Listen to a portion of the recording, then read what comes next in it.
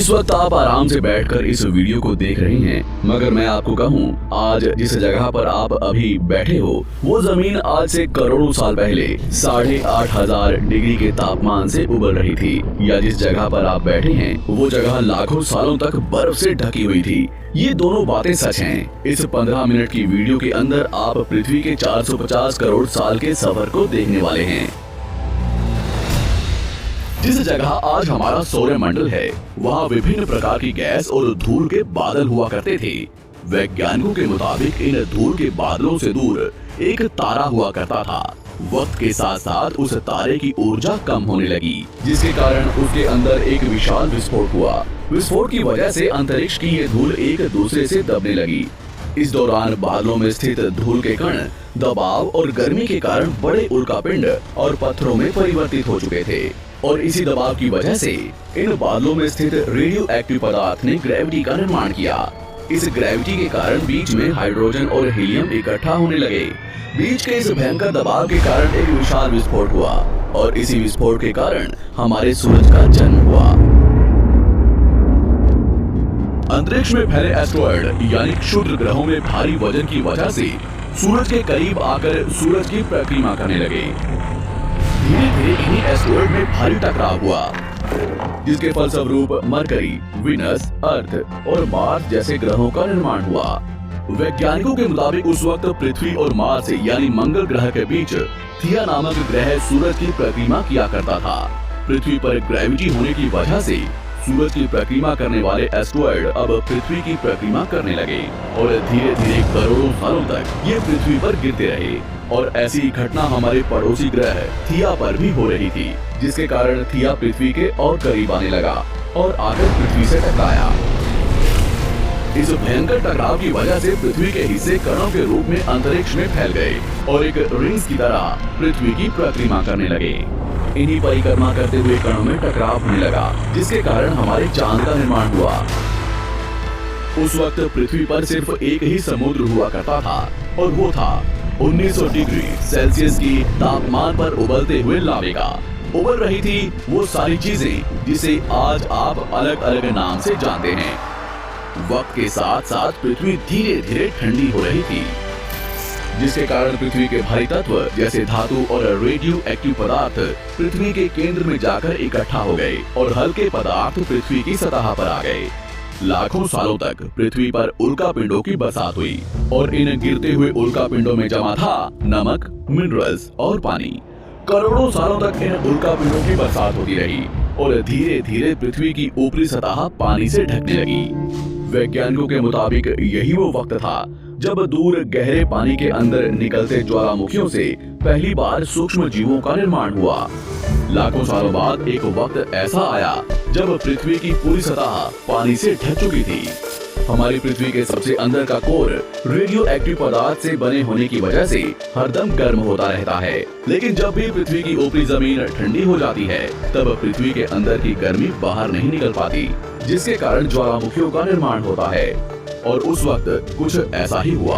पानी से ढकी हुई पृथ्वी पर हजारों की तादाद में ज्वालामुखी निकलने लगे, और आने वाले लाखों सालों तक इन ज्वालामुखियों का निकलना जारी रहा, जिससे पानी के ऊपर जमीन का निर्माण हो रहा था। इस वक्त भी पृथ्वी पर वातावरण न होने की वजह से अंतरिक्ष से उल्कापिंडों की बरसात हो रही थी। आज से लगभग 300 करोड़ साल पहले पृथ्वी पर ऐसा वक्त आया जब पृथ्वी का वातावरण लगभग स्थिर होने लगा था। ज्वालामुखी निकलने धीरे हो गए थे, और पृथ्वी का एक दिन 12 घंटे का हुआ करता था। साल बीतते गए, और धीरे धीरे ये सूक्ष्म जीव विकसित होते गए और समूह में रहने लगे। आज से लगभग 250 करोड़ साल पहले पहली बार पृथ्वी पर ऐसे जीवों का निर्माण हुआ जो जीने के लिए ये पानी के अंदर के मिनरल्स यानी खनिज पदार्थ और धूप का इस्तेमाल करते थे, और मल त्याग के रूप में ऑक्सीजन बाहर निकालते थे। इस वक्त तक पृथ्वी पर ज्यादातर ज्वालामुखी निकलने बंद हो चुके थे, और इन माइक्रोबैक्टीरिया की वजह से वातावरण में ऑक्सीजन की मात्रा बढ़ रही थी। वातावरण में ऑक्सीजन बढ़ने की वजह से पृथ्वी का वायुमंडल बनना शुरू हुआ, और आने वाले हजारों सालों तक वातावरण में ऑक्सीजन की मात्रा बढ़ती रही। जिसकी वजह से पृथ्वी के ज्यादातर हिस्सों में ये सूक्ष्म जीव फैल गए। हजारों सालों बाद एक वक्त ऐसा आया जब पृथ्वी में ज्यादा ऑक्सीजन बढ़ने के कारण ये सूक्ष्म जीव मरने शुरू हो गए। उस वक्त तक पृथ्वी का वातावरण ठंडा होने के साथ साथ ऑक्सीजन से भी भर चुका था, जिसके कारण जमीन और वातावरण में स्थित आयरन यानी लोहे के मिनरल्स पानी में स्थित ऑक्सीजन से रिएक्ट होने लगे। और एक वक्त ऐसा आया जब पृथ्वी की जमीन आज के मार्स के जैसे लाल हो चुकी थी। वक्त बीतने के साथ साथ धरती की टेक्टोनिक प्लेट्स में दरार होने लगी, जिसके कारण पृथ्वी के अंदर का लावा जमीन की तरह कई लाखों सालों तक खुला उबलता रहा। और यही वो कारण था जिसके कारण पृथ्वी के वातावरण में कार्बन डाइऑक्साइड की मात्रा बहुत बढ़ गई और पृथ्वी पर एसिड की वर्षा शुरू हो गई। एसिड रेन की वजह से पृथ्वी का तापमान घटने लगा और तापमान इतना घटा कि पृथ्वी के ऊपर स्थित पानी बर्फ में परिवर्तित होने लगा। पृथ्वी पर पहली बार भयंकर आइस एज आया। इस वक्त पूरी पृथ्वी सफेद बर्फ से ढक चुकी थी। आमतौर पर जब धरती पर सूरज की किरणें गिरती हैं, तब जमीन उन किरणों को सोख लेती है, मगर क्योंकि पूरी पृथ्वी बर्फ से ढक चुकी थी और क्योंकि बर्फ सफेद और चमकीली होती है, जिसके कारण सूरज की किरणें धरती पर गिरने के बाद वापस चली जाती थी। इसी कारण से पृथ्वी कई लाखों सालों तक बर्फ से ढकी रही, मगर फिर से पृथ्वी के अंदर स्थित गर्मी ज्वालामुखी के रूप में निकलना शुरू हो गई और इन ज्वालामुखियों से निकलने वाली गर्मी ने बर्फ को पिघलाना शुरू कर दिया। इसी बीच पृथ्वी की गहराई में बचे कुछ सूक्ष्म जीव धीरे धीरे बदल रहे थे और अब वो ऑक्सीजन को अपने शरीर को बड़ा और जटिल बनाने के लिए इस्तेमाल करने लगे थे। इस बीच पानी में अलग से भी छोटे समुद्री पौधे निकलने शुरू हो चुके थे। बाहर जैसे जैसे ज्वालामुखी निकल रहे थे, वैसे वैसे वातावरण कार्बन डाइऑक्साइड की वजह से गर्म हो रहा था। वक्त के साथ साथ बर्फ तो पिघलने लगी, मगर धरती पर फिर से एसिड की वर्षा शुरू हो गई, जिसके कारण फिर पृथ्वी ठंडी होने लगी और फिर पृथ्वी की ज्यादातर सतह बर्फ से ढक गई।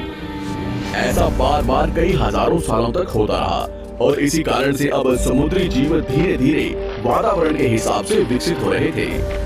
इस बीच कई सारे जीव और समुद्री जंगल विलुप्त हो गए, मगर जो बच गए वो धीरे धीरे पृथ्वी के बदलते तापमान के हिसाब से ढलते गए और अब हजारों सालों बाद समुद्री पेड़ बर्फ की वजह से पूरी तरह से मरते या सूखते नहीं थे। अब सूक्ष्म जीव समुद्री जीव बन चुके थे। जब फिर से ज्वालामुखियों ने पृथ्वी की बर्फ को पिघलाना शुरू किया, तब ये समुद्री पेड़ जल्दी विकसित होकर फैल गए। धीरे धीरे वातावरण में ऑक्सीजन की मात्रा बढ़ने लगी और पृथ्वी पर होने वाली एसिड की वर्षा कम होने लगी। वातावरण में ऑक्सीजन आने की वजह से पृथ्वी की ओजोन लेयर्स मोटी होने लगी और आज से लगभग 47 करोड़ साल पहले पृथ्वी की ऊपरी सतह पर पहली बार मोसोस नामक प्लांट उगना शुरू हुआ। वक्त के साथ साथ जमीन पर अलग अलग प्रकार के पौधे और पेड़ उगना शुरू हुए। एक वक्त ऐसा आया जब जमीन के पेड़ों की लंबाई लगभग 80 से 100 फीट जितनी या आज की 5 से 6 मंजिला बिल्डिंग जितनी ऊंची हो चुकी थी। ये वो वक्त था जब समुद्री जानवर समुद्र से बाहर निकल रहे थे और जमीनी जानवरों में परिवर्तित हो रहे थे। धरती की ज्यादातर जमीन एक जगह इकट्ठी हो चुकी थी, जिसे आज हम पैंजिया महाद्वीप के नाम से जानते हैं। पृथ्वी का वातावरण और तापमान लगभग स्थिर हो चुका था और अब करीब 21 से 23 घंटे का दिन हुआ करता था। अब समुद्री जीव पानी से बाहर रहने लगे थे और वातावरण के हिसाब से उनके शरीर का रंग रूप बदल रहा था।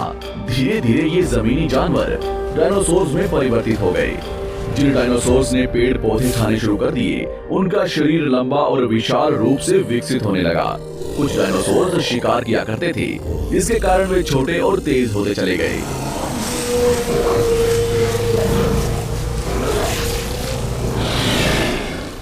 पृथ्वी की ऊपरी जमीन एक जगह इकट्ठी होने के कारण ज्यादातर जमीन रेगिस्तान और बंजर हो चुकी थी। ज्यादातर जंगल समुद्र के करीब हुआ करते थे, जिसमें डायनासोर्स रहा करते थे। आज से लगभग 20 करोड़ साल पहले पैंजिया महाद्वीप टूटना शुरू हो गया।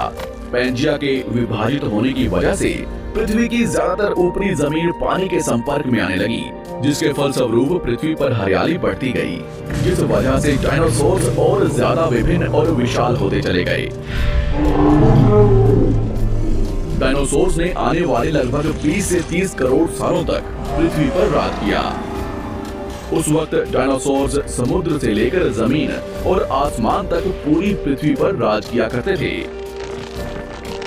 इस दौरान अफ्रीका से टूटा भारत सीधे आकर आज के तिब्बत से टकराया और इस टकराव की वजह से हिमालय का निर्माण हुआ।